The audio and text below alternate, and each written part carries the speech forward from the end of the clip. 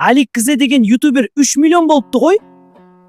Алло, Өзбекстан, Кыргызстан, келіңдер менің үйіме қонаққа бірге отыра, шай ішіміз, әңгіме айтамыз. Рахмет, Қазақстан, келіп қайттық. Оба, рахмат, Қазақстан. Чай ішіп сөйлешөлі. Жарайды, бастайық.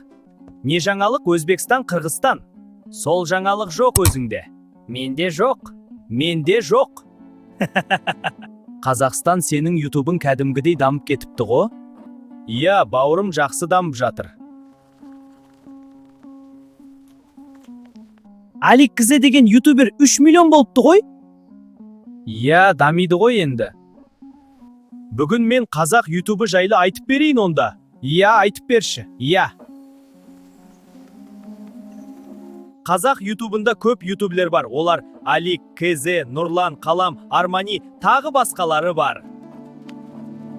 Алик Кызыда 1 миллиард просмотр, 3 миллион оқырман бар, Қазақстандағы ең атақты ютубер. Уа, распа, бәрекелді. Иә, ол нағыз мықты. Әрине, біз мақтанамыз. Нұрлан Қалам олда бұрынғы ютубер әрі атақты каналында 700 мыңнан аса оқырман бар. Рас па? Керемет. Иә, солай. Дәмді шай ішейік. Әрине, рахмет. Тағы сонда ютуберлер Нони Кызе мен Нұрченіл бар. Нұрченілда 2 миллион, Нони Кызеда 1 миллион оқырман бар.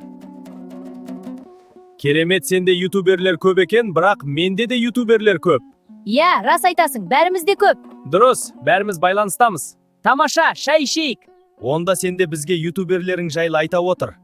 Тыңдай отырыңдар онда.